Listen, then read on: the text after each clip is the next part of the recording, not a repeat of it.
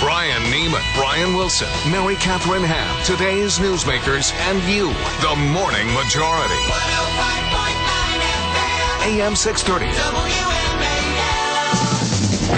8:07 on the Morning Majority. We've got Tucker Carlson of the Daily Caller with us, who, I know Tucker's probably been up for a couple hours, done a run, and had a couple cups of coffee. What's going on, Tucker? Well, good morning, MK. How you doing? Good. Have you been up and at 'em this morning? I missed the run. Oh. I know. It was pathetic. It was Monday. I did have a couple cups of coffee and about 30 pieces of Nicorette, and I'm ready to go. Nice. How often do you run, by the way? Well, I try to run every day. Really? I mean, I'm not any kind of like my wife. I'm not any kind of epic runner at all. But, you know, I'm getting elderly, so it's good to get out there and move around. I feel your pain. When I'm dragging in the marathon around, mile 21, come out and jump in with me. Yeah, she's been trying to get me to go out and run like 10 miles with her. I'm like Rosie Ruiz. Yeah. I love that. Yeah, just keep me up. You got such a good attitude. Just keep it going.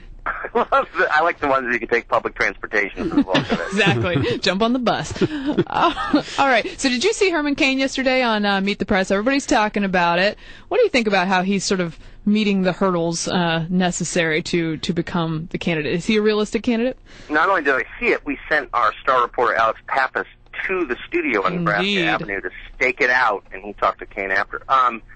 Yeah, I mean, is he a realistic candidate? I don't know. It's such a volatile moment in the history of the Republican Party that in a normal year I would say, of course not. I mean, it's going to be Romney, and we always pick the guy who ran before and the guy whose turn it is. And, you know how the Republican Party is a pretty hierarchical, predictable party.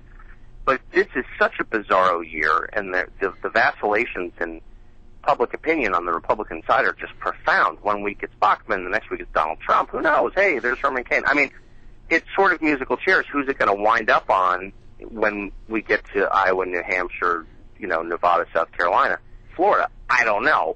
I don't think the odds are for it.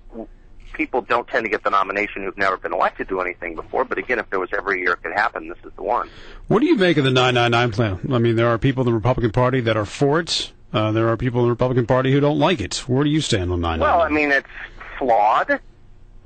Very flawed. Is it as flawed as our current tax code? Probably not. Mm-hmm. Right? So it's not a question of finding the perfect tax system. It's a question of improving the one we have. And I personally think it would be an improvement. Yes, it would. And I'm glad that Cain yesterday, to our reporter, Alex Pappas, was honest about it. And I think he said this on the air as well. This would raise taxes on some people. Right. Okay? You have a current tax structure under which half the population doesn't pay federal taxes, income taxes. So clearly, it's not a fair system. I know we've all sort of bought into the graduated income tax. I don't. I mean, if you're a citizen, it seems to me you have the same rights and responsibilities as any other citizen. So I don't buy progressive taxation. But I'm wondering if we can ever get to that point where you could have a flat tax in this country to say, hey, we're going to drop all the rates to, say, 15%, or in Herman Cain's 0.9%. It's a little bit different with the national sales tax. But if you had that flat tax, could you ever actually get that passed to Congress and passed to the American people? Yeah. Probably not. And I'll tell you for two reasons. Obviously, the one we always hear about, which is there are an army of lobbyists in town working to get exemptions to various taxes, and those people would be out of work, and so it would challenge the basic structure of D.C., A. But B, and more significantly, it's too easy to demagogue. Mm-hmm. The half of the country that doesn't pay federal income taxes would be looking at paying something, and they don't want to put skin in the game, so it's pretty easy for a politician to say, hey, working families, a phrase I despise, since what, that the people who make over a certain number don't work? Are you kidding? But anyway, those people would be told your taxes are going up, and they would not support it. So, no, I don't see it pass. Yeah, it seems to me with any simplification process, somebody's going to be getting a bigger percentage or what have you. Somebody's going to be complaining, oh, I'm paying more, which makes me sad about. You need to lay the bracket. Someone needs to get up and convince the public that it's unfair that certain people pay all the taxes. Yeah. And nobody is willing to do that because you're in effect defending rich people, and everybody hates rich people because we're all envious and small-minded now. Well, and you're right. The competition has to be against the current code, not the perfect code. Well, that's exactly right. So I mean, the 999 plan's kind of dumb. I see all kinds of problems with it. But look at our current tax code, which is perverse and demented and rewards all kinds of bad behavior. It makes government into a nanny. There's so much about the current code that's just flat out immoral. that compared to the 999 plan, it's terrible. Yeah. So 999 would be a massive improvement. I think any honest person would agree with that.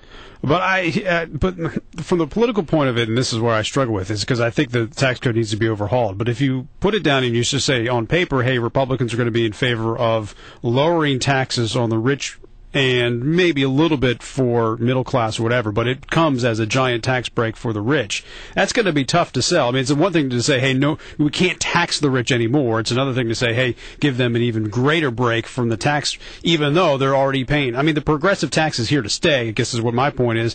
I would love to see a national sales tax because I think it is fair because, hey, rich people do buy more things and they buy more expensive things than, middle class or poor people.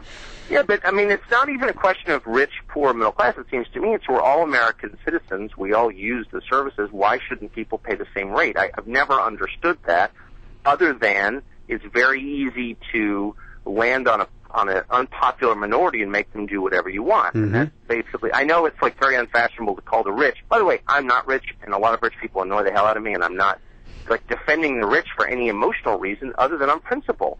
You can't, it's wrong for government to say this small group of people is despised by the majority, therefore we're going to put an extra burden on them. We wouldn't like it if it was done to a minority group. Mm-hmm. It would be obviously wrong, and we shouldn't like it when it's done to an income bracket, in my view. Well, let me ask you about the Friday night news dump. We have 100 troops in Uganda now. Are you surprised by our dovish president here? All I know is I slept well this weekend knowing that Uganda was, under the watchful eye of American Special Forces. I mean, what's remarkable to me, obviously I'm on libertarian side right. on foreign policy, so I don't want to be too boring or Ron Paul about it, but just make one obvious observation, which is Obama ran against neoconservatism, if you'll remember, yes. in the primaries. Even before I do recall that, yes. In his Senate race, he ran against the very idea that the U.S. should be putting troops around the world because it's good for those people, right? That there ought to be a very high bar before we put American lives at risk. And he has embraced, even more than Bush, the essential neoconservative doctrine that we ought to be spreading democracy by force, for instance. Look at what the U.S. did in Libya. Look at what we're encouraging in Syria. Look at what we encouraged in Egypt. I mean, this is a really, kind of from the playbook, in my view, neocon foreign policy. I'm sure I'll get all kinds of calls from my many friends who believe in that foreign policy, and they'll be mad, but I think it's true. Yep. All right, Tucker. Great to talk to you as always. We appreciate it.